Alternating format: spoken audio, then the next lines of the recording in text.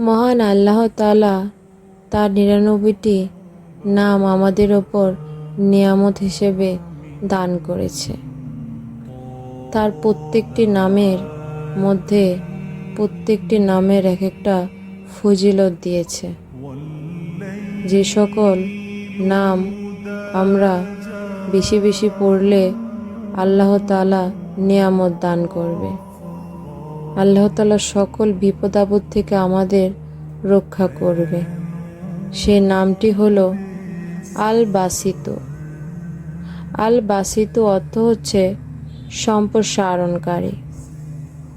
আল বাসিতুর ফজিলত হলো প্রত্যেক ১৪০ বার পড়লে বিপদ আপদ থেকে নিরাপদ থাকা যায়।